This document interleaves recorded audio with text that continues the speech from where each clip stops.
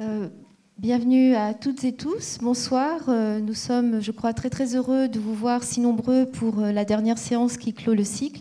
Je parle 2 secondes, mais nous devons attendre en fait 20 heures pour commencer véritablement. En tout cas, sachez combien nous avons été heureux de réaliser ce cycle ici avec vous à Marseille sur l'Algérie et la France, la voie des objets, ou comment, à travers une collection qui migre d'un endroit à un autre, on peut, à travers vraiment des accrochages tout très très modestes, évoquer ces sujets qui continuent à nous animer tous, comme on le voit ce soir face à votre assemblée extrêmement nombreuse et d'une certaine façon un peu impressionnante, en tout cas pour moi. Donc encore une fois, merci. Je vais regarder l'heure. Voilà. Ah non, encore bon, très bien. Voilà. Donc quand même, donc, nous avons le plaisir et la joie et le bonheur d'accueillir ce soir Benjamin Stora, Boris Cyrulnik et Ahmed Djebar. Tous trois vont nous aider à parler donc, de la dernière thématique, qui est ce fameux dépassé 1962, après avoir essayé de revisiter le temps long de cette histoire et de ses relations entre l'Algérie et la France. Est-il venu aujourd'hui le temps de peut-être voir comment nous pourrions en parler autrement ? Je rappelle qu'il y a donc 55 ans se sont écoulés depuis 1962 et l'on sent bien, en tout cas en France et sans doute aussi en Algérie, qu'il n'est pas si facile de parler de cette histoire. Et donc c'est la raison pour laquelle nous sommes ce soir aujourd'hui, ici, réunis. Voilà, je pense qu'il est 20h. Est-ce que quelqu'un peut faire un geste, truc ? Voilà, c'est bon ? Voilà.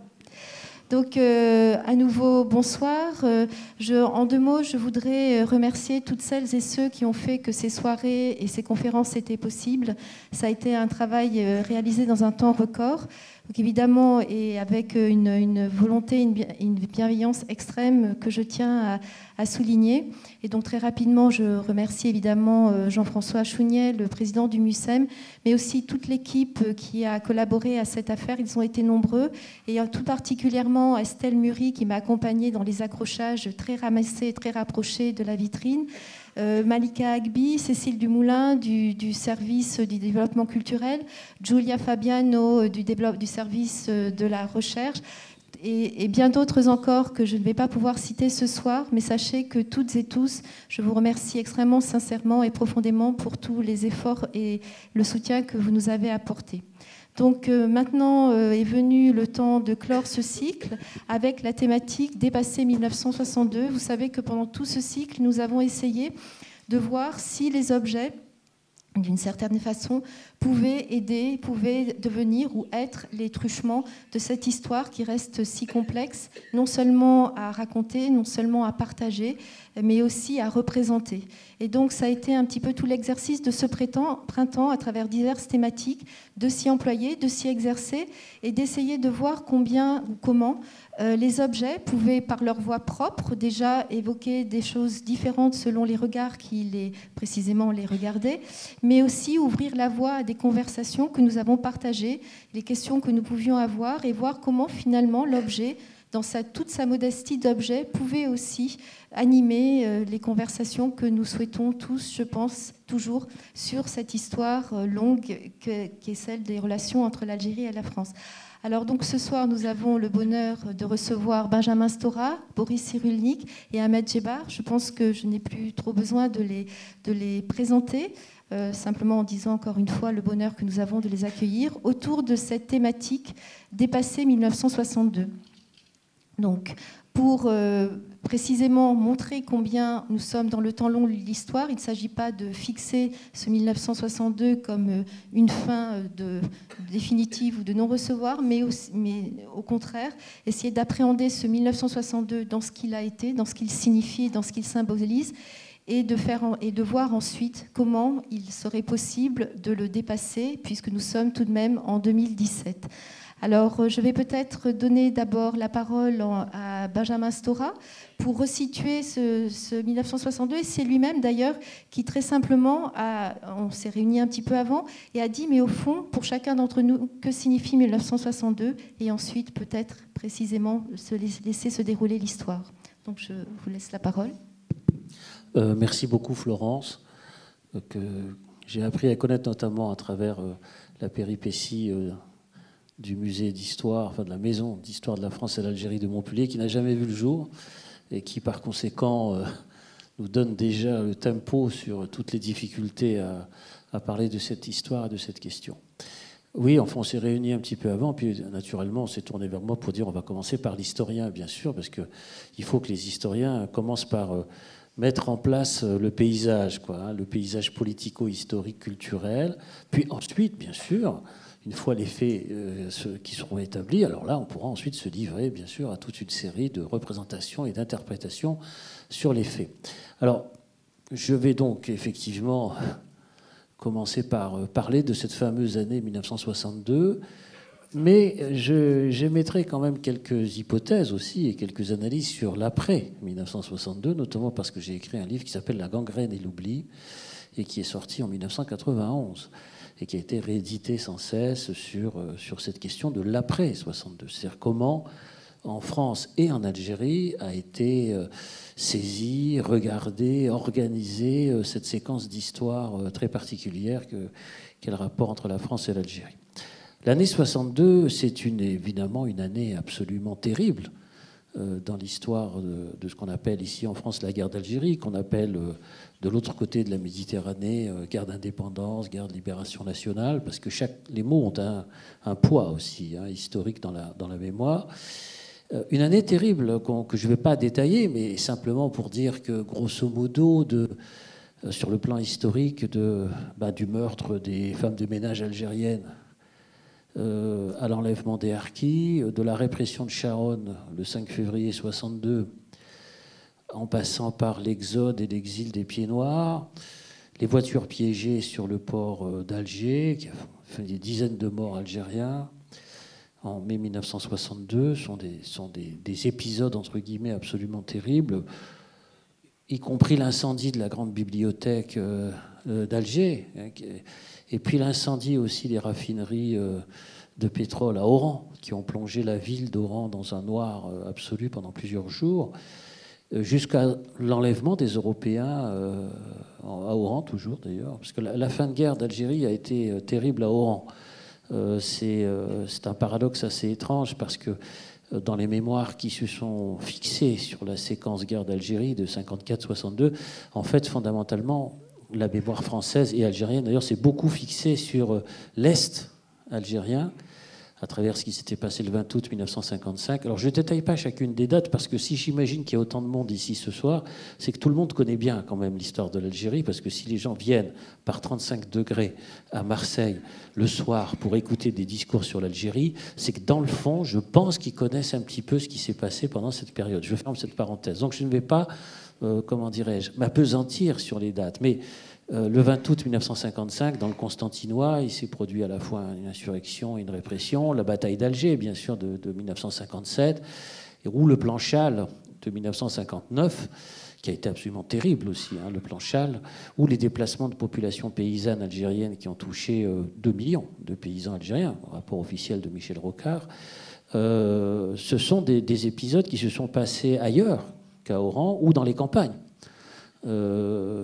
C'est ça qui est assez déjà étonnant, c'est que en fait la fin de guerre absolument terrible, et dans les mémoires de fin de guerre, c'est une question que je me pose moi, parce que vous savez, ça fait très longtemps que je travaille maintenant sur ces questions-là. C'était aussi en grande partie cette fin de guerre terrible et tragique dans des grandes villes comme Oran et Alger, en fait, fondamentalement. Et un peu moins, bien sûr, la mémoire s'est un petit peu moins focalisée sur les campagnes. Je dis cela parce que il ne faut pas oublier que l'Algérie, en 1962, est une société à 80% paysanne. Ce n'est pas une société urbaine. Or, la mémoire se fixe beaucoup sur les villes en oubliant les campagnes. Or, c'est un pays rural, l'Algérie, fondamentalement, jusqu'en 62.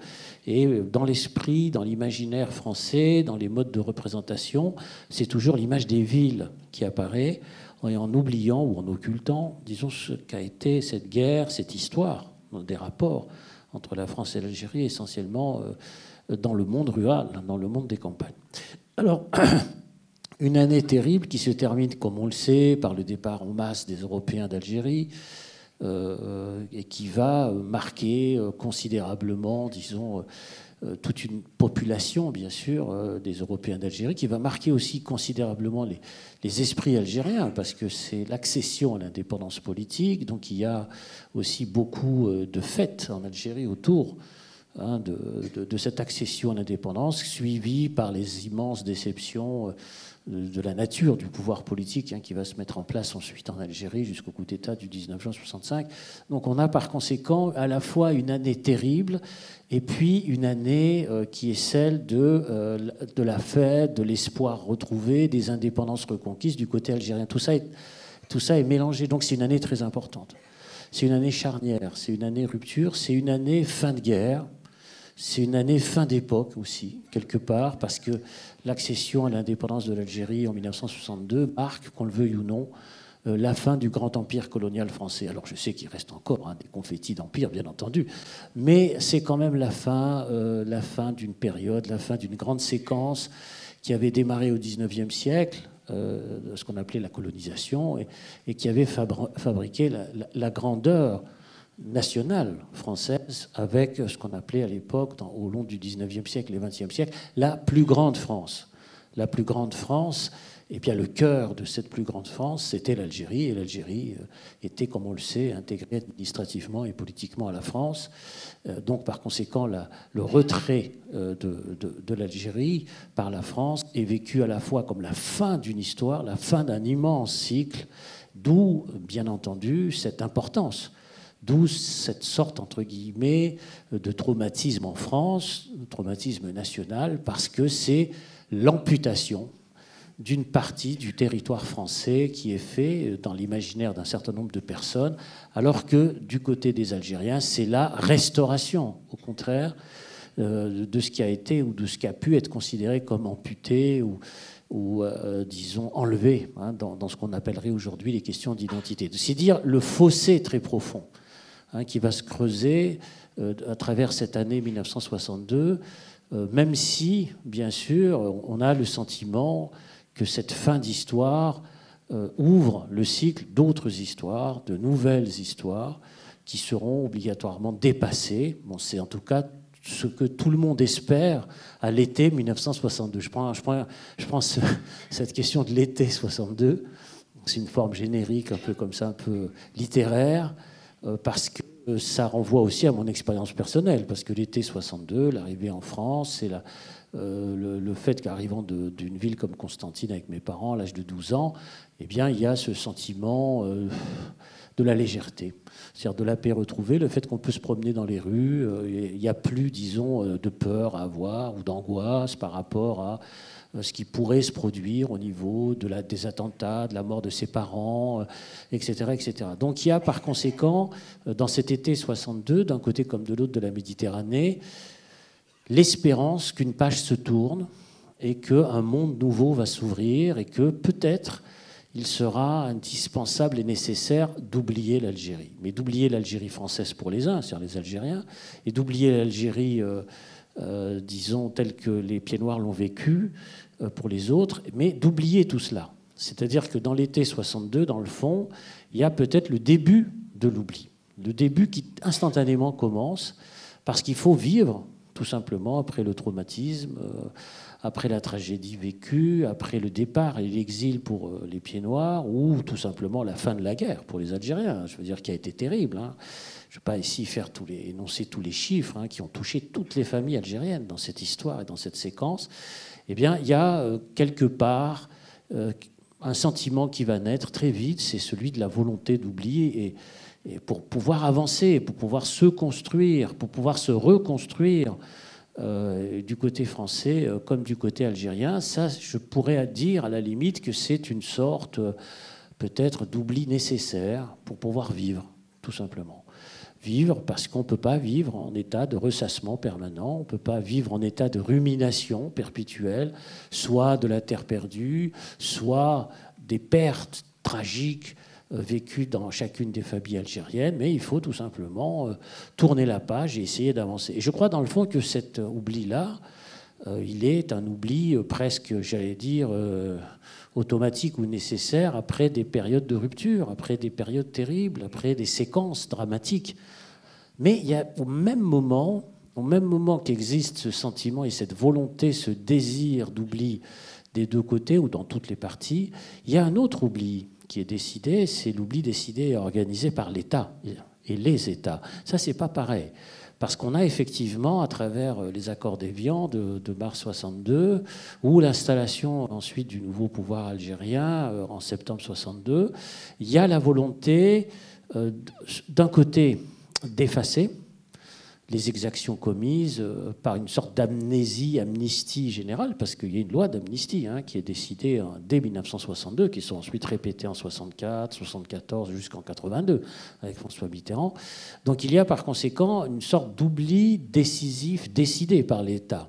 Comme du côté algérien, il y a aussi un oubli qui est organisé, celui-là, mais par fabrication d'un récit historique héroïsé qui vise, disons, à gommer les différences culturelles qui auraient pu exister dans cette histoire pour donner à voir un récit homogène, un récit uniforme, qui est le récit d'un peuple unanime, derrière un seul parti, bien sûr, le Front de Libération Nationale, en oubliant ou en mettant de côté les affrontements internes, FLN-MNA, bien sûr, mais aussi ce qui a pu se passer à l'intérieur du FLN, dans les différentes affrontements, les différentes guerres qui ont été quand même très importantes pendant cette guerre de libération nationale. Donc on a du côté algérien, disons, un oubli aussi par reconstruction ou par surabondance d'un récit héroïsé, et du côté français, disons, une sorte d'amnésie organisée par l'État pour ne pas avoir à juger les responsables, disons, de toutes ces exactions qui ont été commises, notamment la bataille d'Alger. Enfin, je ne vais pas ici citer toutes les exactions qui ont été commises pendant la guerre d'Algérie, jusqu'à la répression du 17 octobre, l'utilisation du napalm, enfin, j'en passe et des meilleurs. S'il y a des questions, je répondrai, y compris les expériences atomiques en 1960-61, les poses de mines aux frontières, enfin bref, des tas de choses d'ailleurs que, pour une grande part, les Français ignorent complètement. Comment la guerre a été conduite aussi du côté français. J'ai souvent l'occasion de le dire dans des conférences que je fais comme celle de ce soir, où en fait la plupart des gens ignorent complètement en fait, ce qui a pu se produire, ce qu'on appelle dans le bled, quoi. C'est-à-dire à l'extérieur de leur quartier, de leur ville, etc. C'est une des grandes raisons, par parenthèse, de fabrication de l'oubli, c'est cette sorte de vision rétrécie de cette histoire, à sa famille, à son quartier, à une zone très particulière, qui empêche d'avoir, disons, une vision très très large, une vision de circulation très large, et qui empêche quelque part aussi cette sorte d'empathie qui pourrait exister sur la souffrance des autres. Il y a une sorte de barrière dans la façon de concevoir cette histoire absolument extraordinaire, qui est de regarder ou d'être enfermé ou de se murer dans sa propre histoire, en ne parvenant pas, disons, à comprendre la souffrance des autres, c'est-à-dire de ce qu'ont pu vivre les autres. Alors ça, cette séparation, c'est dû en grande partie à l'histoire longue.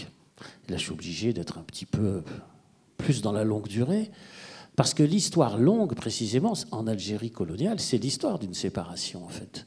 C'est l'histoire de séparation communautaire, c'est l'histoire d'enfermement et de séparation, où, dans le fond, on ignore qui est l'autre. Que fait l'autre ? C'est-à-dire, quelle vie a-t-il ? Moi, j'avais été frappé quand... la première fois que j'ai commencé à travailler sur l'Algérie, c'était en 1974. J'étais très petit, très jeune. Et puis, j'avais rencontré, en travaillant sur Messali, j'avais rencontré un Algérien en 1975-76 et qui m'a dit « Ah, mais moi, je connais ta famille à Constantine. Mais toi, tu ne connais pas la mienne. Nous, Algériens, on vous regardait. Mais vous, vous ne nous regardiez pas. » Et ça m'a profondément marqué. J'étais très jeune à l'époque, j'avais 23-24 ans, et ça m'avait cette réflexion-là m'avait profondément marqué. C'est-à-dire que lui, il me connaissait, mais moi, je ne le connaissais pas. C'est-à-dire qu'il n'y avait pas de réciprocité dans le regard. Il n'y avait pas de façon, disons, de pouvoir circuler entre chacun des imaginaires, alors qu'on habitait dans les mêmes espaces. Parce que la complexité algérienne, c'est que les gens, dans le fond, existaient dans les mêmes espaces. C'est-à-dire que la séparation et le cloisonnement, elle se faisait au niveau des représentations. Mais les espaces, à la fois sociaux, politiques, etc., étaient les mêmes. Le marché, la rue, les quartiers, etc. Mais il y avait des séparations invisibles. des séparations très difficilement franchissables. Ce qui fait que les uns ne regardaient pas les autres en fonction de la place qu'ils occupaient dans la hiérarchisation juridique, entre ceux qui étaient des citoyens, ceux qui ne l'étaient pas, ceux qui avaient accès à la modernité, ceux qui ne le pouvaient pas, entre les ruraux et les citadins, entre ceux qui étaient français, ceux qui ne l'étaient pas, ceux qui étaient indigènes et ceux qui ne l'étaient pas, etc., etc. C'est-à-dire qu'il y avait une addition de frontières invisibles. Une addition de frontières invisibles qui vont fabriquer, effectivement, à mon avis, qui vont fabriquer cette... au fil des siècles, parce que toute cette histoire, elle a duré 1,5 siècle quand même, sur 6 générations. Ce n'est pas une histoire qui dure 5 ans ou 7 ans, ce n'est pas 1940-44. Non, c'est 1830-1962. C'est beaucoup plus profond. La temporalité est très, très, très longue. Donc on a par conséquent cette installation dans la durée d'une hiérarchisation et d'une séparation. Et obligatoirement, cette hiérarchisation, disons, de la société, avec au sommet une certaine catégorie de population, et puis en bas une autre catégorie, vous imaginez à peu près la hiérarchisation, ce n'est pas la peine que je détaille, et on a par conséquent une situation qui va être portée au paroxysme pendant la guerre d'Algérie, enfin de ce qu'on appelle la guerre d'Algérie. C'est-à-dire que la séparation, dans le fond, qui s'était instituée de facto, pendant des générations, elle va littéralement exploser pendant la guerre d'Algérie et on va assister à des basculements dans des séparations définitives dans la guerre d'Algérie. C'est-à-dire des gens qui étaient de gauche, socialistes, européens, amis avec certains leaders entre guillemets indigènes, membres de telle ou telle association, y compris le mouvement des Aoulémas, c'est-à-dire les réformistes religieux algériens ou de l'UDMA, de Abbas, ils vont basculer pour certains d'entre eux dans une radicalité totale en faveur de l'Algérie française. Et ça va se faire en quelques années, même pas, en 2, 3, 4 ans seulement. Mais pourquoi ce basculement a été si facile, entre guillemets, à faire? Parce qu'en fait, la séparation, elle s'était installée depuis très longtemps. Et cette séparation qui s'était installée depuis très longtemps, dans le fond, elle va se poursuivre dans l'après-62. Elle va se perpétuer dans l'après-62. Elle ne va pas s'effacer.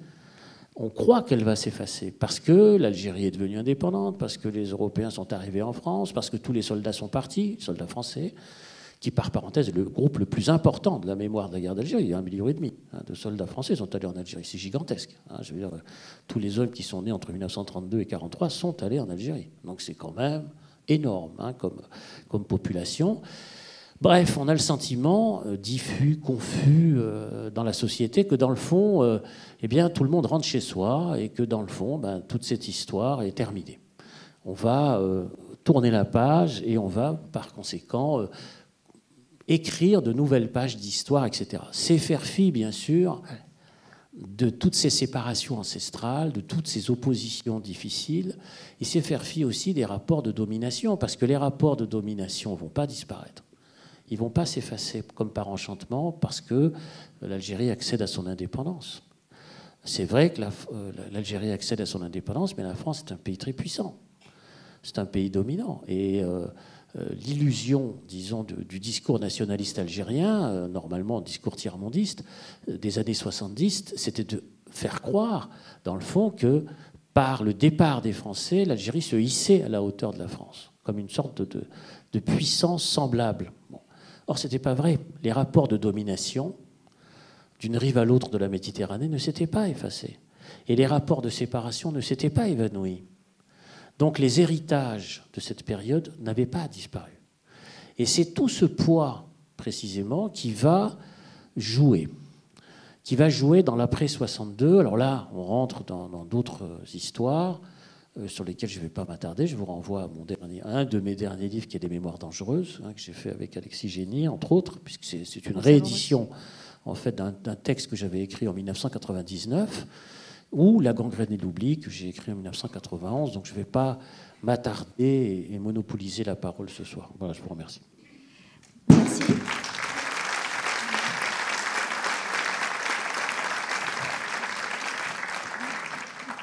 Merci. Peut-être on aura l'occasion quand même de revenir sur l'après-62.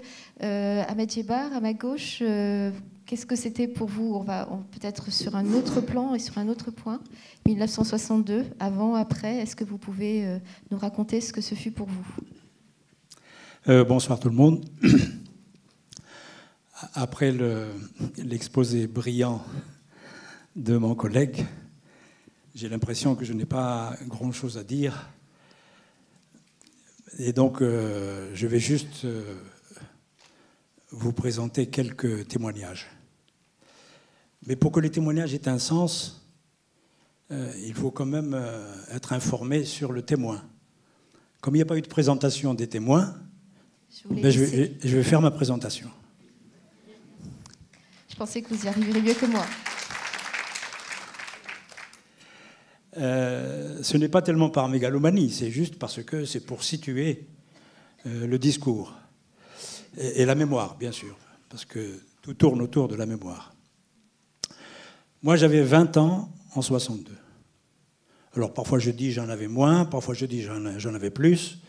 C'est juste un comportement psychologique. Et donc, j'étais le 3e citoyen de mon village, qui avait entre 6 et 10 000 habitants, à 30 km d'Alger, le 3e qui allait passer le baccalauréat en tant qu'autochtone. Et j'en étais conscient.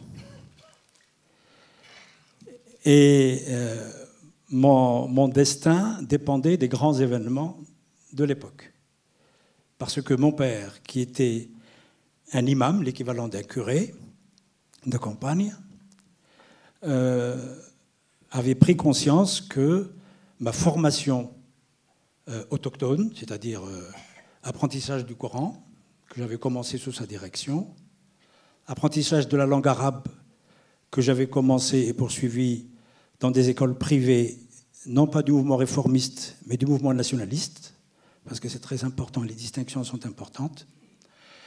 Donc, il avait pris conscience, malgré qu'il avait un pied dans la tradition profonde, qu'il fallait que j'ai le privilège d'aller à l'école française.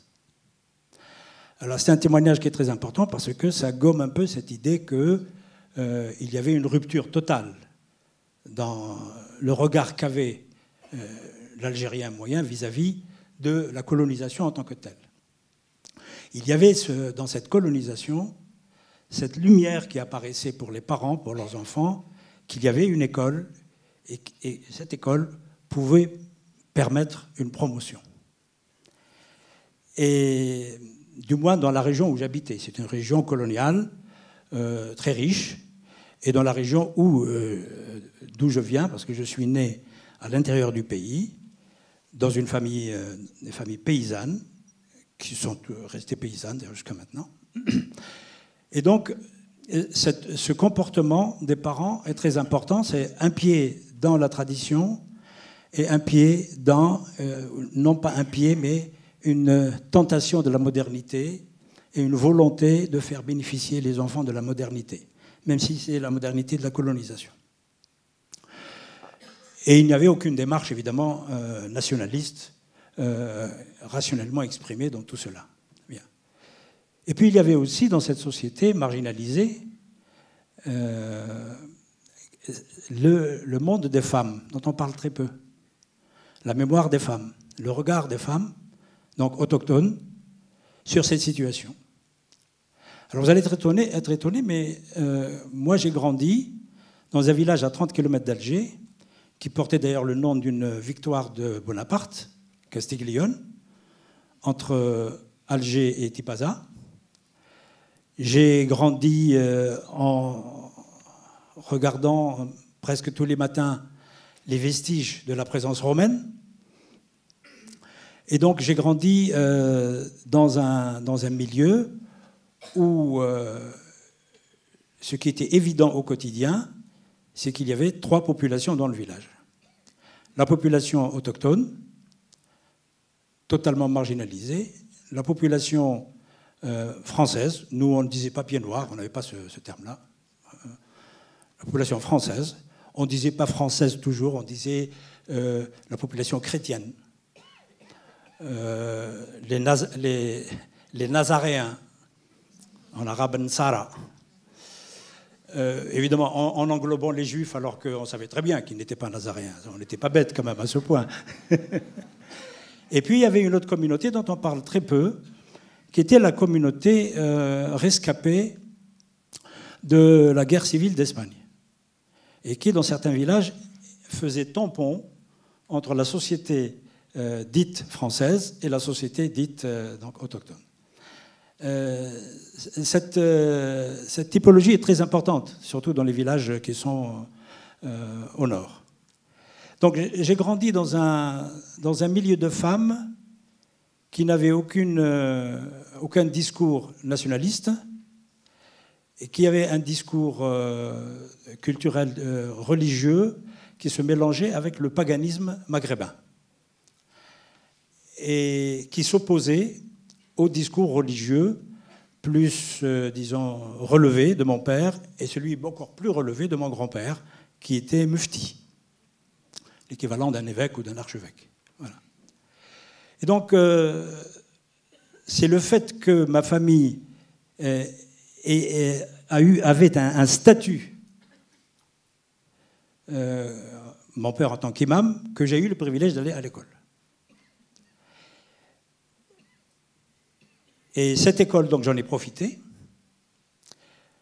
J'ai bien travaillé, mais j'ai vécu aussi, à travers cette école, ce qui vous façonne, en particulier, d'abord l'égalité entre les élèves, ça je l'ai vécu à l'école de la République, mais j'ai vécu aussi des discours qui étaient dans les programmes qui montraient que l'Algérie n'avait pratiquement pas d'histoire, et que s'il y avait une histoire, c'est une histoire négative, c'est une histoire donc de déclin.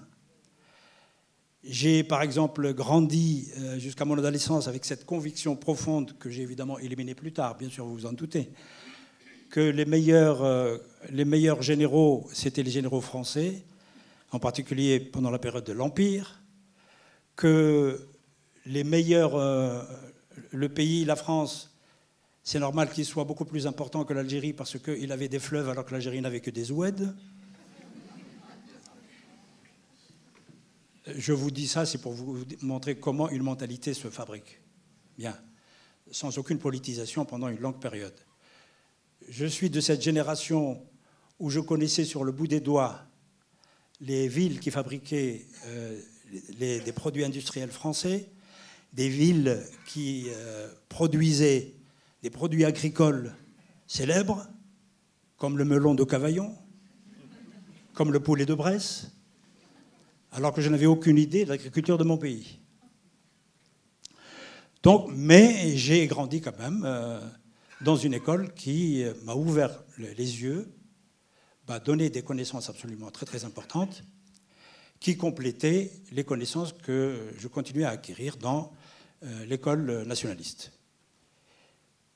Et puis donc, j'ai eu le privilège d'entrer dans un lycée qui avait été conçu par l'administration française comme étant la machine qui va produire les cadres uniquement pour la société indigène, les cadres de la jurisprudence. Donc normalement, je devais être un huissier de justice musulman, ou alors, si j'avais été un bon élève, un juge musulman, un cadi. Bien. Et ce sont les événements d'Algérie pendant les 7 ans que j'ai passé dans un lycée, à Alger même, qui ont fait que le destin des individus va se modifier. Donc vous voyez, les grands événements politiques sont là pour dicter quand même les orientations. Donc en 1962, à cause de tous les événements que vous connaissez, il y a eu des réorientations dans la politique éducative. Et donc, il y avait de plus en plus d'Algériens qui étaient autorisés à passer le baccalauréat normalement et à entrer dans les filières ordinaires françaises. C'est la raison pour laquelle, en 1962, je n'ai pas voulu choisir la voie qui m'était destinée, historiquement, d'être un juge des affaires personnelles, et je me suis inscrit en mathématiques. Je suis très long, hein? Non, non, ça va, vous avez encore bon. un peu de temps. Et j'ai pas tout dit, là. Ça, c'est l'introduction. On a dit synthétique. Je vais synthétiser.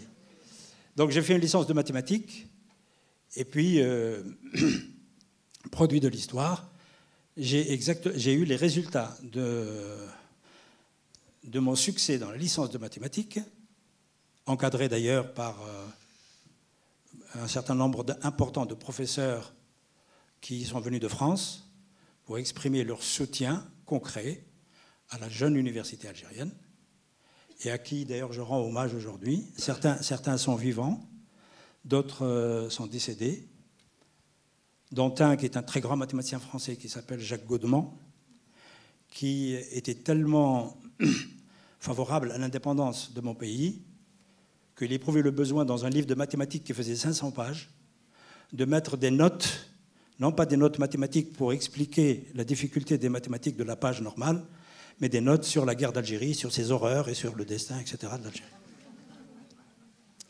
Et c'est lui qui, un jour, m'ayant reçu avec deux de mes camarades, parce que nous étions la première génération de doctorants en France, de l'Algérie indépendante, il nous a regardé droit dans les yeux, il nous a dit « Mes enfants, maintenant j'ai une question à vous poser. Dites-moi la vérité. Est-ce que vous êtes venus ici pour avoir un diplôme, pour être des mathématiciens dans votre pays, des cadres dans votre pays, qui en a besoin, ou bien pour devenir ministre ?»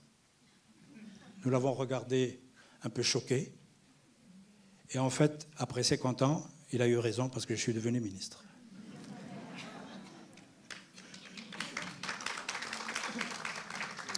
Alors, je vais vite maintenant. Donc, moi, j'ai un regard sur l'Algérie en tant qu'Algérien, mais j'ai un regard sur l'Algérie en tant qu'un universitaire, intellectuel, si vous voulez, historien des sciences, qui a de la distance, parce que depuis 1965, je vis en France, sauf la parenthèse où le président Boudiaf m'a appelé comme conseiller à la présidence de la République, puis la parenthèse où j'ai été ministre de 3 ministères en Algérie, l'éducation nationale, l'enseignement supérieur et la recherche. Voilà. Et donc, ce soir, je ne vous parle pas en tant que représentant de quelque tendance que ce soit, je n'appartiens à aucun parti, je vous parle en tant que citoyen, et un citoyen libre de ses idées. Ma mère et mon père avaient une formule pour dire exprimer leur liberté, c'est que ma liberté ne s'arrête que là où a décidé que Allah qu'elle s'arrête. Et donc n'importe quel humain ne peut m'empêcher de parler.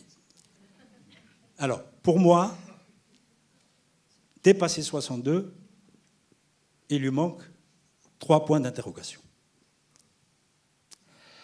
Parce que, ou 4. Parce que 62, il y a un 62 algéro-algérien. Que mon collègue a évoqué, le professeur Stora, très justement d'ailleurs, même si c'était très synthétique, et qui est tabou aujourd'hui, dont l'évocation est tabou. Il y a un 62 algéro-français au niveau des États et au niveau des relations horizontales qui vont commencer à se développer entre ceux qui essayaient de bâtir l'Algérie nouvelle, dans la société civile. Je distingue la société civile des gens du pouvoir, même si j'en ai été à un moment donné, et puis la société civile en France, qui va essayer justement de contribuer à cette construction horizontale, qui, avec le recul aujourd'hui, est la seule construction qui nous paraît, nous, en tant qu'intellectuels algériens, solide quand on la compare aux autres constructions. C'est-à-dire les constructions en particulier éducatives, universitaires, associatives, et puis même des relations humaines horizontales. Ce sont les seules garantes d'un éventuel dépassement de 62 plus tard. La troisième interrogation, c'est que 62 est un 62 franco-français. Alors je ne l'aborde pas parce que moi j'ai vécu en Algérie et j'ai vécu l'indépendance, j'ai vécu l'après-indépendance et puis j'ai suivi les affaires de l'Algérie jusqu'au moment où j'ai eu des responsabilités. Le 62 algéro-algérien était plein d'espoir pour une vision optimiste d'une Algérie qui va se développer, qui va être démocratique, qui va rassembler toutes ces énergies humaines et qui va être surtout gouverné selon l'esprit qu'on avait perçu en tant que citoyen à travers les discours pendant les 7 ans de guerre de libération nationale, où on nous disait que ce sera une Algérie de justice, une Algérie de paix, une Algérie de concorde, une Algérie démocratique et une Algérie sociale. Bien. Donc cette Algérie, nous l'attendons toujours. Ce n'est pas un procès contre des individus ou des groupes, ce n'est pas un procès contre les commis de l'État en tant que tel, c'est le résultat d'une analyse, même incomplète, mais d'une analyse de la situation que nous avons vécue depuis maintenant 55 ans. Le 62 algéro-français, c'est un 62 aussi qui a beaucoup déçu notre génération et les générations qui ont suivi, à tel point que, je vous dis, aujourd'hui, si vous interrogez soit les élites, soit même les gens du peuple, ils considèrent que... Alors les gens du peuple sont encore plus sévères que les élites. Ils considèrent que tout se passe comme si, je parle des impressions des gens, tout se passe comme si il y avait une collusion entre des intérêts défendus en Algérie et des intérêts défendus en France pour garder à peu près la même stratégie de coopération et la même stratégie de stagnation, disons. Alors, je suis sévère. Bien. Donc, ce 62 algéro-français, eh bien, c'est un 62 des relations entre États, heureusement qu'il va être compensé par les relations entre citoyens qui donnent jusqu'à aujourd'hui encore de l'espoir pour un certain développement, en particulier le développement citoyen. Voilà ce que je voulais dire à peu près. Bien sûr, je n'ai rien préparé. J'espère que les interventions des amis dans la salle m'inspirent pour parler d'autre chose. Mais je terminerai juste par une image donnée par mon père, qui était une image qui, avec le recul, me permet de dire qu'il y avait une autre manière de décrire l'histoire de l'Algérie après l'indépendance. C'est une manière où les antagonismes pouvaient être résolus. D'abord, les antagonismes entre Algériens, FLN, messalistes, les gens qui n'ont pas opté franchement pour l'indépendance et qui ont été totalement isolés. Mais je ne parle pas seulement des enfants de Harki, qui sont les premières victimes. Non, je parle de beaucoup de gens que vous ne connaissez pas, dont certains étaient ceux qui nous ont formés, comme ceux qui nous ont formés à l'École de la République. Il y a beaucoup d'Algériens qui nous ont formés et qui, à l'indépendance, ont été considérés comme étant persona non grata parce qu'ils n'ont pas été considérés comme étant à l'aune du militantisme de l'époque, ou plutôt du militantisme du FLN de l'époque, comme étant suffisamment nationalistes. Et donc, c'était une perte pour la formation, effectivement, des générations futures. L'image que j'ai gardée, c'est celle de mon père, qui s'opposait à celle de ma mère d'ailleurs. Donc ma mère, c'est une Algérie traditionnelle, qui était dans un islam populaire, païen, et qui voyait l'étranger comme étant un danger. Tout étranger est un danger. Sauf que ma mère, pour elle, l'étranger commençait à 20 km de mon village, à partir de Tipaza, la ville d'Albert Camus. À tel point que même après l'indépendance, elle n'a jamais marié ses filles à un étranger, c'est-à-dire au-delà de 30 km. Bien. Et donc pour elle, elle avait cette culture de l'étranger qui est une culture religieuse, mais paradoxalement ambiguë parce qu'elle n'avait aucune animosité contre la communauté juive, parce que nous l'avons fréquentée de mon enfance à Ain Defla. Par contre, elle considérait que les chrétiens étaient les étrangers. Et en particulier, le représentant des chrétiens, à ses yeux, qui était le diable, c'était le curé du village. Et donc, moi, j'ai grandi avec cette idée que le plus dangereux des Français dans mon village, ce n'était ni le maire, ni le commissaire, mais c'était le curé.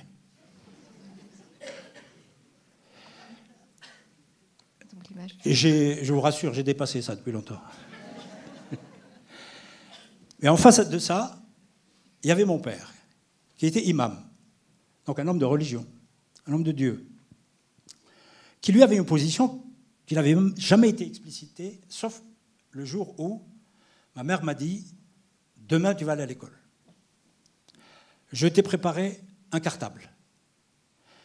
Et je vais te donner une recommandation. » Alors le cartable, on était trop pauvres pour avoir un cartable. D'ailleurs, je suis traumatisé par ces sacs. Parce qu'on me l'a déjà donné à Rouen. On me le donne souvent dans les colloques internationaux.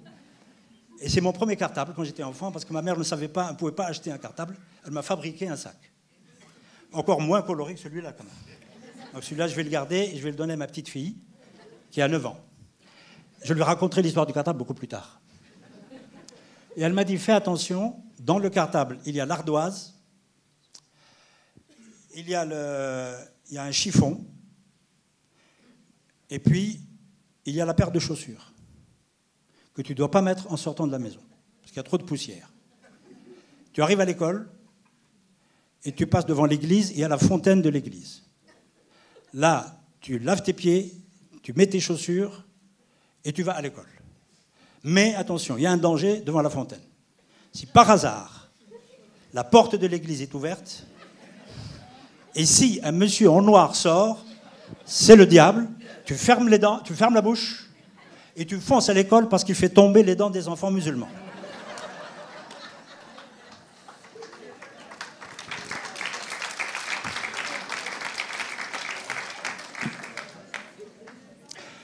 J'ai eu le malheur de raconter ça à mon père.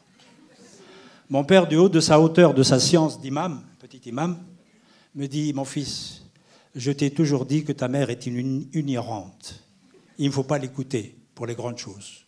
Viens avec moi. » Je vous raconte quelque chose de véridique. Un peu plus vite. Et je finis. J'arrive avec mon père devant l'église. Il va jusqu'à la porte. Le curé le voit. En fait, ils se connaissaient. Il est sorti. Ils se sont serrés la main. Le curé a parlé en arabe. Mon père ne parlait pas le français. Et j'ai constaté qu'en fait, ils avaient une complicité divine. Je vous remercie de votre attention. Merci.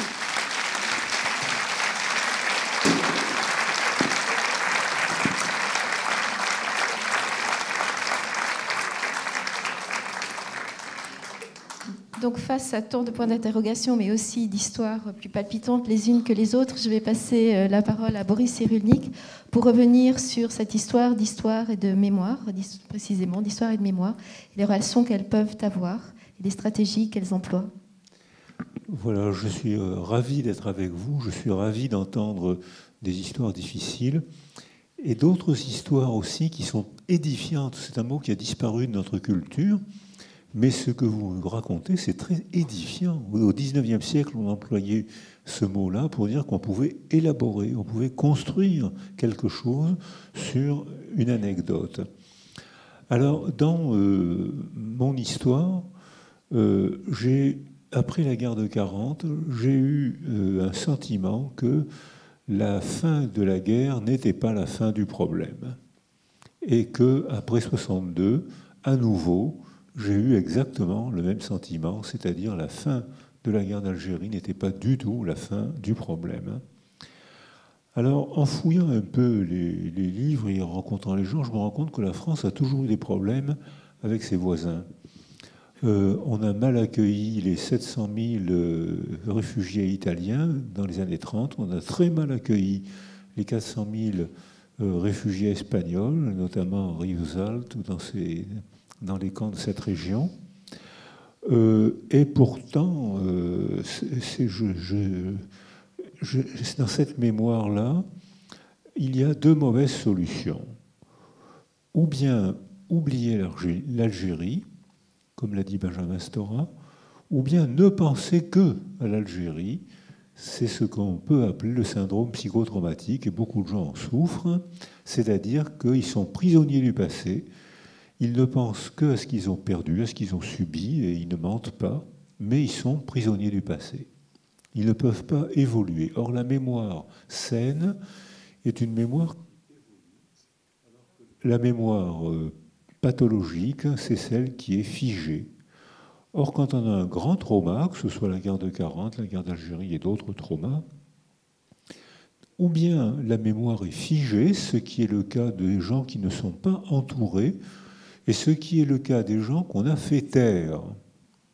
Quand on a quelque chose de difficile à dire, un traumatisme, une guerre, il y a un moment où on ne peut pas en parler. C'est pour ça qu'après la guerre de 40, on ne pouvait pas parler de la défaite de l'armée française, on ne pouvait pas parler de la collaboration, on ne pouvait pas parler des camps de la mort. Il y a des tas de sujets qu'on ne pouvait pas aborder parce que le témoignage aurait indisposé les gens et probablement aussi parce que le témoignage aurait empêché la reconstruction nécessaire de la France. Donc il y avait un récit qui était très mignon, qui était un peu un récit à l'eau de rose, où on voyait des films. C'était Noël, Noël. Vous vous rappelez, j'ai oublié le nom du film, où tous les Français avaient été... Le Père Tranquille, où tous les Français avaient été résistants. Il y en a eu 220 000, merci les Français résistants. Mais tous les Français n'étaient pas résistants. Puis ensuite, on est passé... C'était pour éviter de dire que tous les Français étaient collaborateurs. Il y en avait 600 000 et tous les Français étaient loin d'être collaborateurs. Mais en parlant de ces choses-là tout de suite après la guerre, on aurait figé la mémoire en cataloguant la France est un pays qui a collaboré avec le nazisme et ça aurait empêché la reconstruction. Donc il fallait dénier ce qui s'était passé. Et le déni, c'est pas un trouble de la mémoire.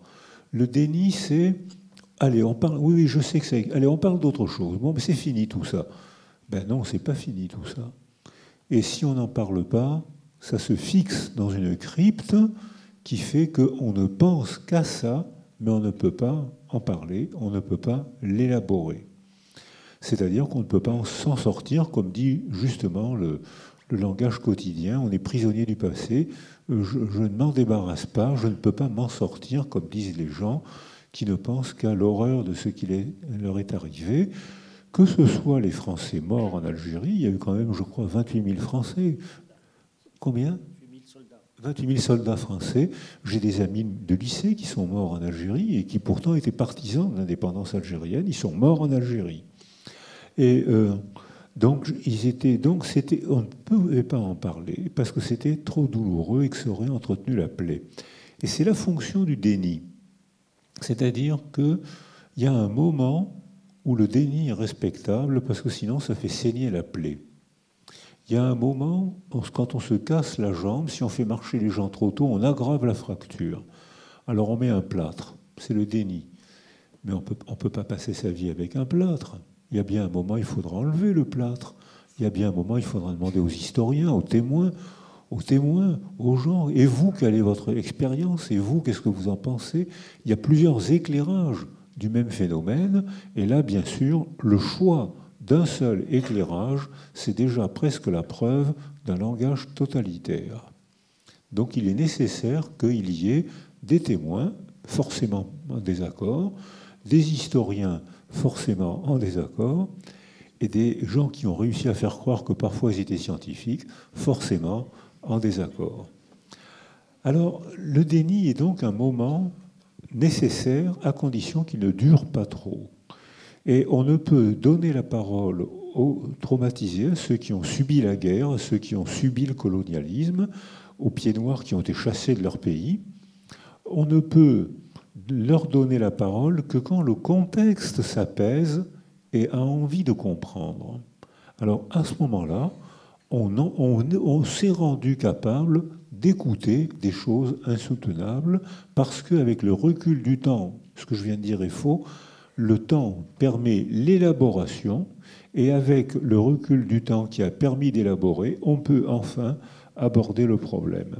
Et si on ne l'aborde pas, ce qui se fait très régulièrement dans les tragédies sociales ou individuelles, si on n'aborde pas le problème, on a une crypte dans l'âme, c'est-à-dire qu'on ne pense qu'à ça, mais on ne peut pas en parler.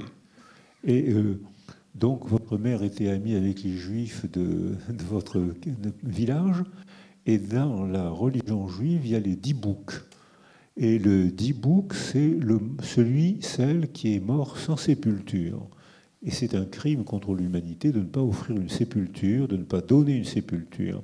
Et si on ne lui donne pas une sépulture, il ne peut pas dormir en paix pour l'éternité. Donc il habite l'âme des survivants. Et le survivant parle de manière masquée. En fait, c'est la parole du dibouk qu'il dit et personne ne comprend. Qu'est-ce qu'il raconte celui-là ? Donc il est nécessaire de donner une sépulture au dibouk. D'accord, il y a eu la guerre, d'accord, il y a eu le colonialisme, d'accord, il y a eu des pieds noirs chassés de chez eux, d'accord, il y a eu des catastrophes humaines et sociales. Bon, tous les pays peuvent dire ça. Tous les pays peuvent dire ça. Qu'est-ce qu'on fait ? On passe notre temps à régler les comptes du passé, comme le font la Vendée corse, comme le fait le Kanoun kosovar. Au Kosovo, où j'étais avec Kouchner, ils se font le Kanoun, c'est des sortes de vendetta, d'une vallée à l'autre.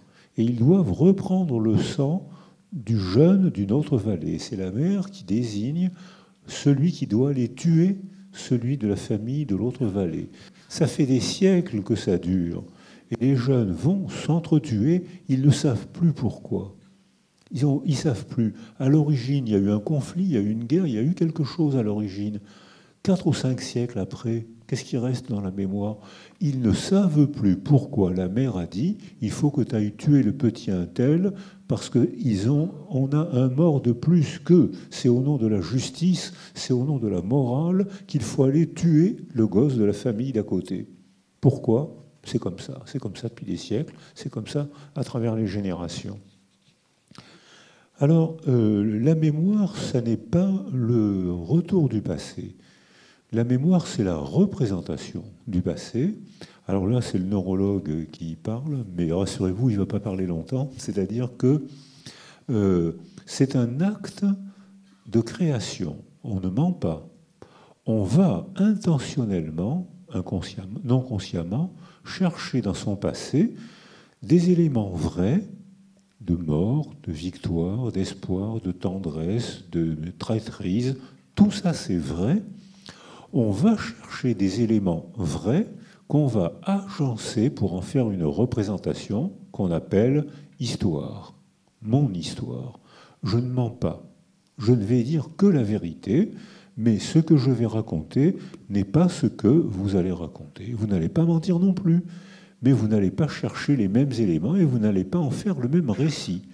Vous allez agencer des morceaux de vérité qui sont vos témoignages, vos vérités, et moi je vais agencer, puisque j'étais peut-être dans le même village que vous, mais la maison d'à côté avec une autre religion, peut-être j'étais copain avec le curé, peut-être que moi aussi j'étais persécuté avec le curé, donc je vais chercher des éléments de vérité, que je vais agencer pour en faire une représentation chimérique. Dans la chimère, tout est vrai. Les pattes sont d'un lion, le ventre est d'un taureau, les ailes sont d'un aigle. Tout est vrai dans la chimère qui est un animal imaginaire.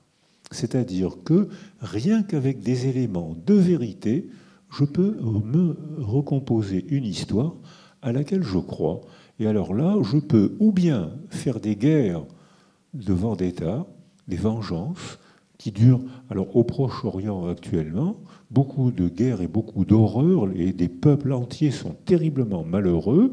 Je pense aux Syriens, bien sûr, mais tous les peuples du Proche-Orient actuellement payent très cher des problèmes qui, pour la plupart, ont été posés il y a plusieurs milliers d'années. Et ils se font. Dieu fait de l'immobilier au Proche-Orient. J'étais là le premier. Ah non, c'était moi que j'étais là le premier. C'est-à-dire que c'est des guerres d'immobilier. Et il y a depuis des milliers d'années, il y a des morts et des gens qui se ruinent, s'entretuent, se rendent très malheureux. Alors en France, bien sûr, on a connu ça, la même chose. Hein. C'est-à-dire que, ou bien après la guerre de 14-18, les instituteurs enseigné à l'école la haine des Boches. Et que j'ai discuté avec des gens de la génération d'avant qui me racontaient à quel point dans les classes on haïssait les Boches. On ne disait pas les Allemands, on les considérait comme un peuple. Non, on disait les Boches. Et quand j'étais enfant, on disait les Boches aussi. On disait les dorifores aussi. Parce que les dorifores, ils rentraient dans les maisons pour réquisitionner les sacs de pommes de terre. Alors, et donc, ils gardaient les pommes de terre pour eux. Alors, nous, on les appelait les dorifores. Donc, on avait l'humour des désespérés. Mais ça veut dire aussi qu'on haïssait nos voisins qui nous méprisaient parce qu'il y avait des théories racistes qui étaient enseignées dans les écoles et que les enfants apprennent ce qu'on leur apprend, ce qu'on leur demande d'apprendre. Or, j'étais l'hiver dernier au Japon et en Chine. Je pense que c'est encore plus difficile que pour la France et l'Algérie. Parce qu'en France et en Algérie, on a gardé des liens. Il y avait des ambivalences. Il y avait, beaucoup d'Algériens ont été instruits par des curés, par des représentants du diable. Des curés en robe noire ont instruit les petits Algériens. Et puis en même temps, il y avait ce que vous nous avez expliqué, c'est-à-dire un vol de culture. La culture algérienne, la pensée arabe, la tradition arabe n'était pas enseignée. C'était un vol de culture, un détournement de culture. Et il y a donc c'est l'ambivalence qu'il y avait entre des gens qui s'aiment et qui parfois rentrent en conflit. Et on ne peut pas dire donc qu'il y a le bien d'un côté et le mal de l'autre. Alors je vais terminer en disant finalement que beaucoup d'autres pays ont connu des situations tragiques.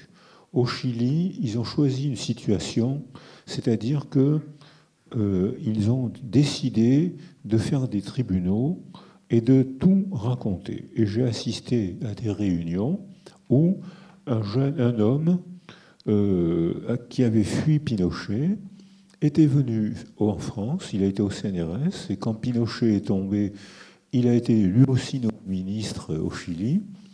Et un jour, comme j'étais français, il y avait un gros baraquet qui, à la fin du repas, se met à chanter avec l'accent espagnol « Alouette, gentille Alouette ». Alors avec l'accent espagnol, c'était très sympa.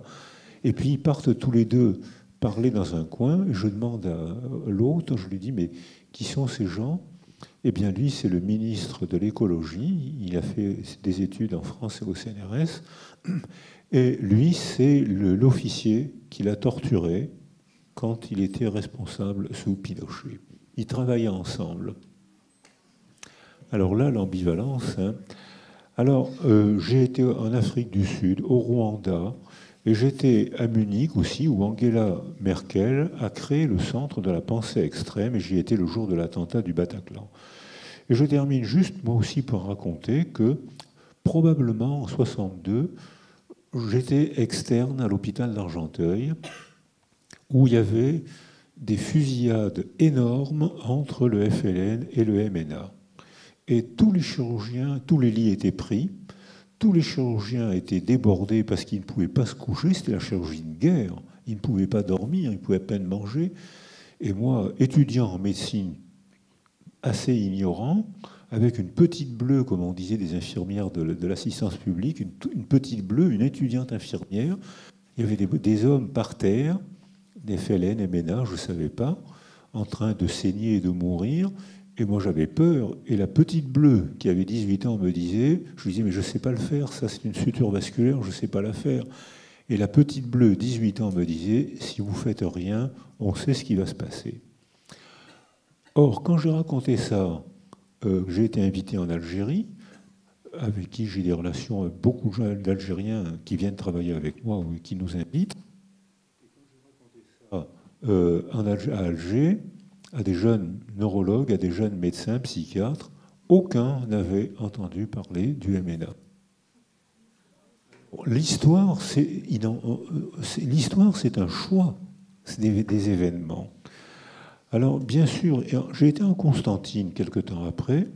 Alors, ne pas parler, c'est mettre une crypte dans l'âme, ce que les Juifs appellent un dibouk. Un fantôme. C'est un fantôme qui possède le survivant. Mais trop en parler, trop en parler, c'est aussi c'est ce que vous appelez la mémoire dangereuse. C'est peut-être ça, non? C'est-à-dire que, par exemple, j'ai été invité à Constantine par Najim Mohamed Nini, qui est professeur à Constantine. Et là, j'ai vu tous les jours, dans les journaux algériens, des commentaires sur le décret Crémieux. Et j'ai dit à mes amis, mais le décret Crémieux, dans ma mémoire, c'est 1870. Non, c'est sûrement récent, ça date sûrement de la guerre de 40.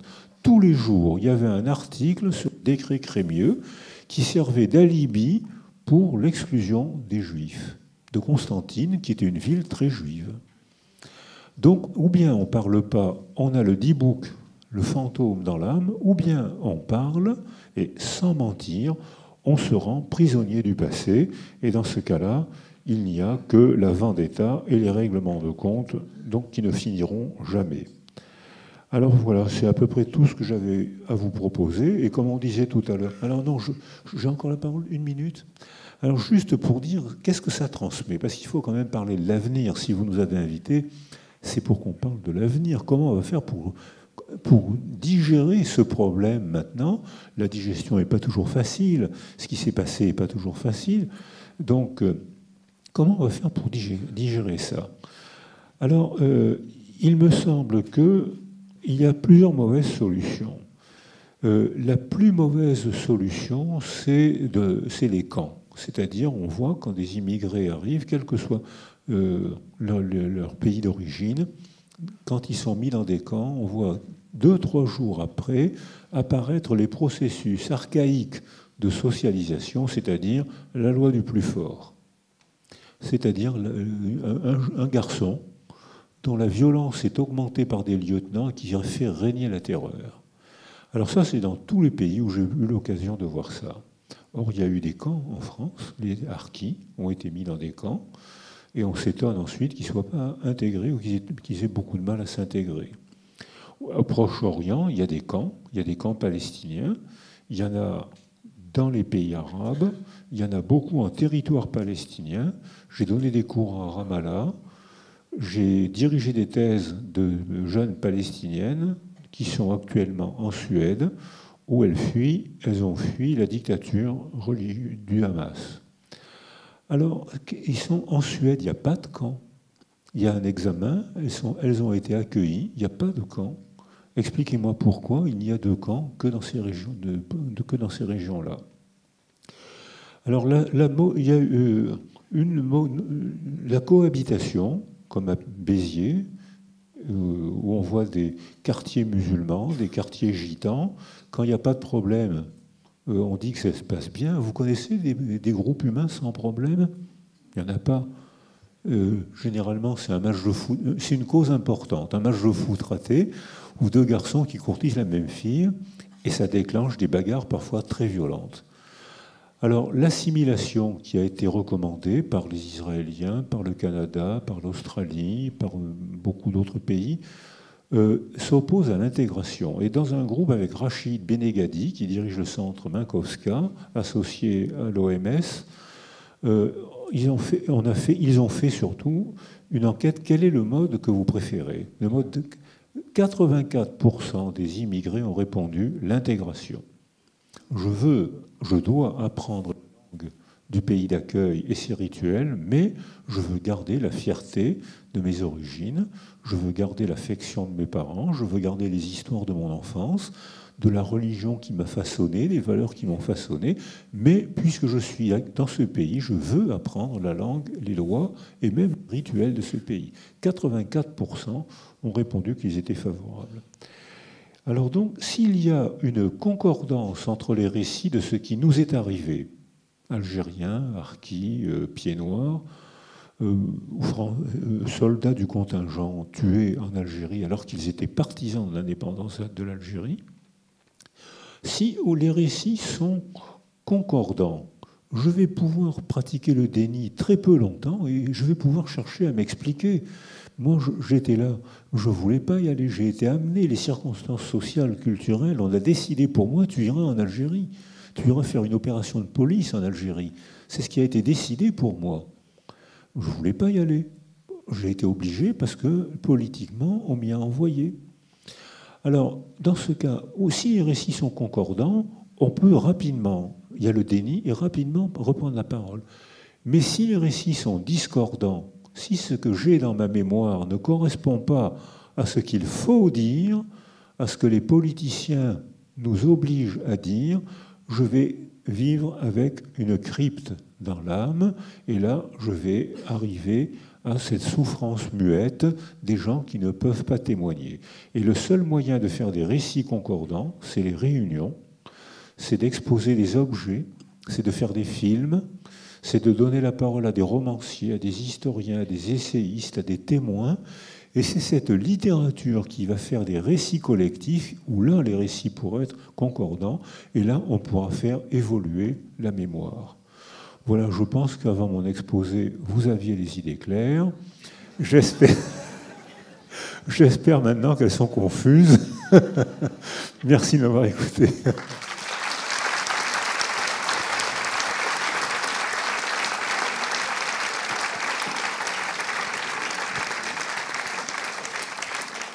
Bien, merci beaucoup à tous les trois. J'espère que, en tout cas, dans cette salle, les chimères vont pouvoir converger.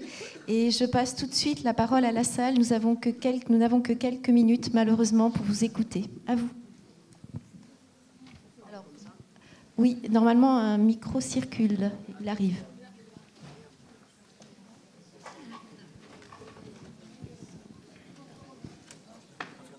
Oui. Oui. Alors, des questions très... Alors, on voit assez mal, mais ce que je vous propose, c'est des questions très courtes pour des réponses concises, de telle sorte que plusieurs personnes puissent parler rapidement, pour ne pas trop frustrer. Moi, je voulais vous dire justement que j'ai retenu de M. Cyrulnik la concordance des récits.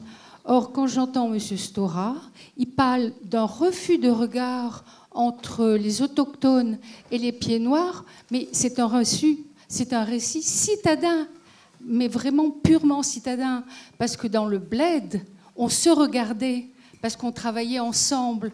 Et ce jour-là, quand vous aurez aussi répercuté la vision des pieds noirs qui sont complètement absents chez vous, sauf, je pense, dans le récit de M. Cyrulnik, quand vous saurez que vraiment la France a été aussi hégémonique avec les pieds noirs de par son éducation justement scolaire. Les pieds noirs ne connaissaient pas l'histoire parce que leurs parents et leurs grands-parents ne l'en parlaient plus.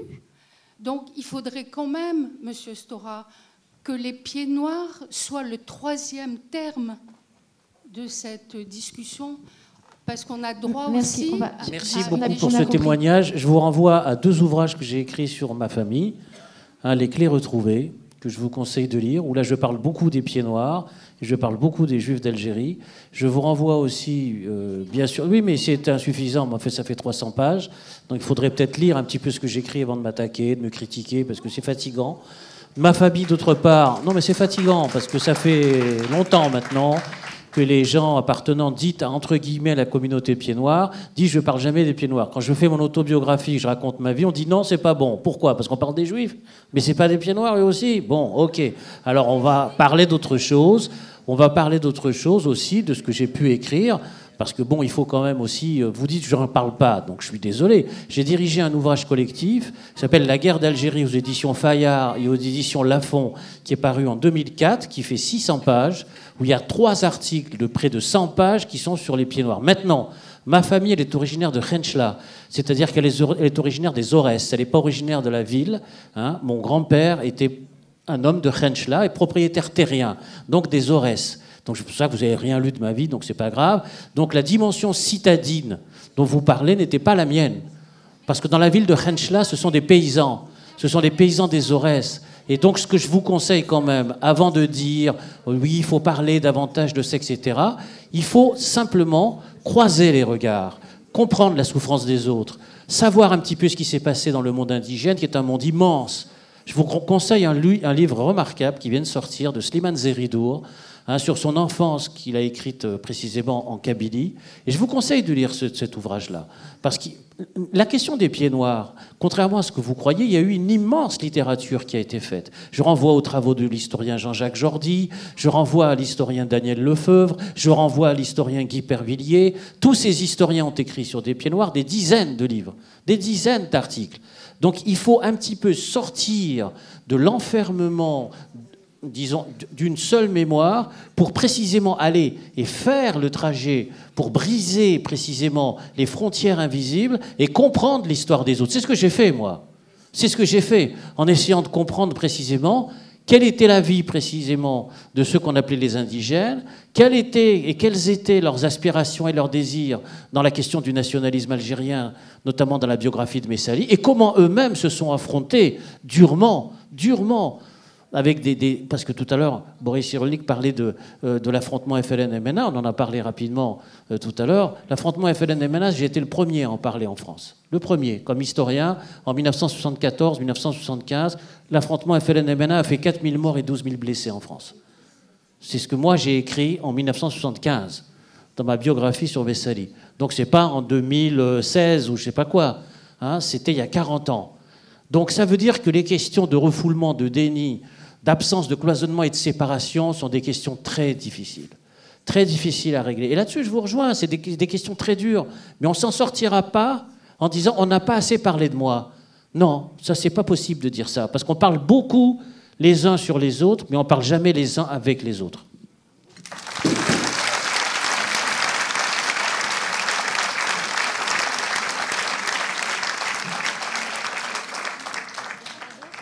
Simplement, la personne qui a le micro peut-elle se signaler? Ouais, alors c'est moi. Bonsoir. Bonsoir, je me présente. Je suis Beya Bentayeb, un fruit entre la France, enfin France franco-algérienne. Voilà. J'ai une question pour Ahmed Djebar. Pensez-vous qu'un jour l'Algérie puisse devenir une république, j'en sais rien, mais en tout cas une démocratie, le premier pays musulman démocratique, sachant que... alors, je ne vais pas balayer l'histoire comme ça. Je tiens à vous saluer tous, et particulièrement Benjamin Stora, qui a failli être mon directeur de recherche à l'époque où il était blacklisté par le fils et qu'il a dû fuir la France au Vietnam. Très peu connaissent cette histoire. Vous avez tous traversé la guerre quelque part, que ce soit psychique et même physique. Nous, les jeunes, enfin nous, la France d'aujourd'hui, même si il y a beaucoup de France... Vite, votre question, s'il vous plaît, parce que d'autres attendent. On sent une tension et ça sent le soufre. Voilà, ça sent le soufre et ça souffre beaucoup au pluriel. Et alors, je sens une animosité. C'est pas grave, je vais aller jusqu'au bout parce que seul Allah peut m'enlever le micro.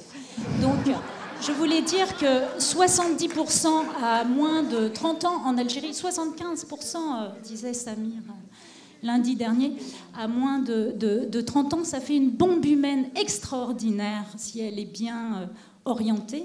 Et il est vrai qu'en Algérie, on s'en fiche complètement de la guerre. S'il vous plaît, votre question, parce que d'autres attendent. Alors, la question, je l'ai posée au départ, j'étais en train de développer une pensée, je demandais juste, je voulais juste savoir si vous, Ahmed Djebar, vous pensez que ça peut basculer et ça peut devenir le premier pays musulman démocratique, comme... l'Algérie a été un phare pour beaucoup de révolutionnaires, en tout cas. Oh, rapidement. C'est brouillon, hein, désolé. Madame, vous me posez une question qui fait partie de la catégorie de l'astrologie. Je ne suis pas Madame Soleil. Par contre, je suis animé depuis que j'ai commencé à faire de la politique. Et j'ai fait 10 ans de politique avec le président Boudiaf dans l'opposition avant d'avoir des responsabilités. Et même quand on avait les responsabilités, il y avait une phrase absolument superbe que nous avait dite le président Boudiaf. Il nous a dit « Vous êtes à la présidence d'un pays, à l'époque de 30 millions d'habitants, mais... laissez-moi finir. Laissez-moi finir. » Et il nous a dit « Participez à la construction de ce pays... mais pas comme des fonctionnaires qu'on a nommés pour un poste, mais comme des militants d'opposition, pour garder toujours la mobilisation dans votre tête pour faire toujours bien, parce qu'un opposant, il espère toujours un jour atteindre le but qu'il n'atteint pas. C'est ça le problème. Voilà. Donc, alors, pour répondre à votre question, il y a des espaces de liberté, il y a des espaces de démocratie qui sont entretenus avec patience, avec du danger, dans certains pays arabes. Ceux qui ont été médiatisés, vous les connaissez. Il y a des espaces de liberté au Liban, il y a des espaces de liberté en Jordanie, d'où je viens, des espaces de liberté en Tunisie. Pour ne prendre que ces 3 exemples, parce que les 2 premiers ont été souvent médiatisés, donc on ne peut pas me contredire. Par contre, la démocratie ne se décrète pas. Elle a une dimension politique, mais elle a surtout aussi une dimension culturelle.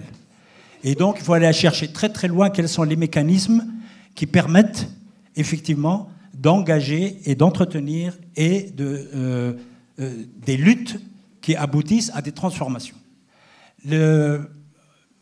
Lorsque j'avais les responsabilités dans mon pays, il m'arrivait d'être découragé parce que j'avais l'impression qu'il y avait autour de moi des gens qui voulaient absolument, des citoyens, transformer la société, lui apporter quelque chose qu'on considère comme étant faisant partie de la construction démocratique, de la construction citoyenne. Et la résistance ne venait pas seulement de certains partis politiques rétrogrades, mais la résistance venait aussi de l'état culturel, de l'état mental d'une grande partie de la population. Et c'est un des grands obstacles pour, effectivement, réformer aussi une société.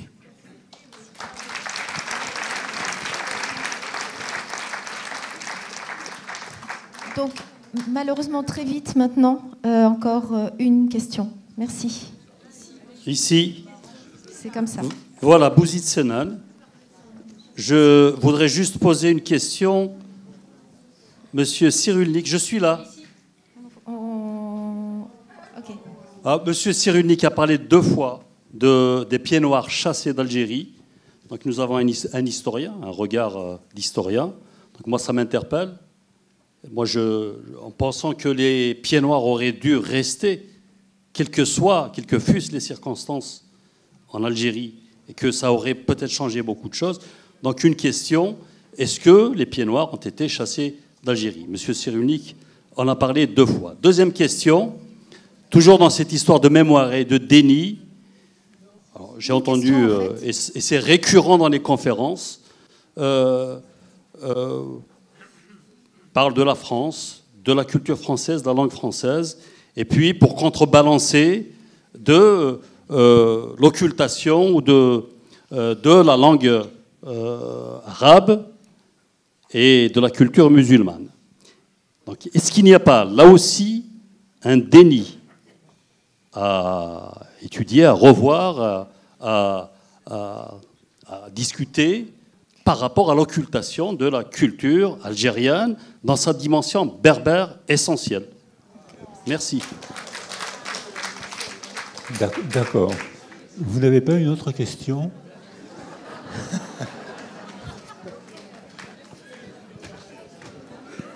Chasser, là, je ne sais pas répondre à vos questions. Je ne sais pas.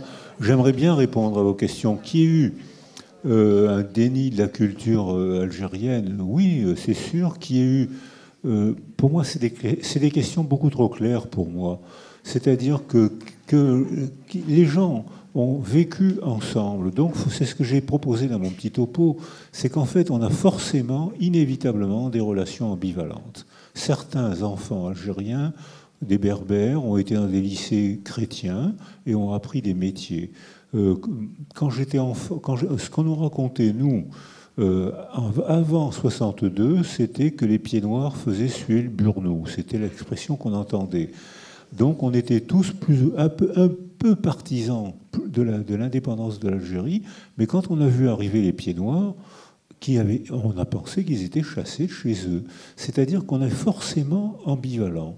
C'est-à-dire qu'on était dans un premier temps, avant 62, on était enfants, étudiants, lycéens, on était choqués que les pieds noirs fassent suer le burnou. Quand ils sont arrivés après 62, on s'est rendu compte qu'ils étaient prolos, comme les Algériens. Ils étaient partagés, ils étaient artisans, ils étaient paysans, et qu'il y avait bien sûr des racistes, évidemment, mais je pense que c'était loin d'être la majorité. À part ça, je suis certainement le moins compétent de tous les gens qui sont dans la salle pour répondre à votre question. Écoutez, je suis vraiment navrée, mais nous sommes obligés de clore. Oui, non, je sais on produit beaucoup de frustration. Bon, alors, très vite, le monsieur devant qui véritablement attend. Et ensuite, je vous... Ah, merci, c'est gentil. Voilà. Merci, Ahmed. Merci. Ouais, bravo. En 62, j'avais 12 ans, donc j'avais l'âge de monsieur Stora, mais j'étais de l'autre côté de la Méditerranée. Et j'avais des récits construits qui étaient très nombreux, comme décrivait aussi monsieur Djebar. Et j'ai eu la chance de venir plus tard faire un doctorat en France. Et j'ai l'impression que jusqu'à présent, que des deux côtés de la Méditerranée, il y a un détournement de l'histoire. En Algérie, parce que déjà, rien qu'avec nos ancêtres, les Berbères, j'habite à Benissaf, c'est à côté de Siga, la capitale de la Numidie, 3 siècles avant Jésus-Christ, le premier royaume qui a frappé sa monnaie, qui a réuni Carthaginois et Phéniciens, le Carthaginois et Romains. Quand je retourne en Algérie, j'ai des neveux qui ont fait bac plus 10. Et quand je leur montre le mausolée, qui est plutôt un cénotaphe, personne ne sait ce que c'est Siga, personne ne sait ce qu'est Sifax. C'est terrible. Et c'est pareil pour l'histoire d'Algérie. Quand j'étais étudiant, je cachais dans le double fond les livres d'Yves Courrières. Est-ce que vous avez une question ou pas? Parce que voilà. Et ma question, c'est que quand ici aussi avec mes amis français, j'ai l'impression que moi j'ai pu dépasser 62 par leur contact et en discutant, pas en m'isolant et en lisant beaucoup de livres, en particulier monsieur Stora. Et j'ai l'impression qu'il n'y a pas assez de contact. Vous avez parlé de frontières invisibles, monsieur Stora. Comment casser ces frontières invisibles de ce côté de la Méditerranée? Merci. Écoutez, merci. Je crois que ce soir, on a essayé en tout cas d'y contribuer. Je vous invite maintenant et vous convie à la dernière partie de cette soirée, qui est donc la deuxième et la dernière partie du concert. Et je vous remercie encore très profondément d'avoir... Écoutez, je suis vraiment navrée. Je pense que la réponse, elle a été donnée dans cette soirée. Merci et bonne fin de soirée et bon concert.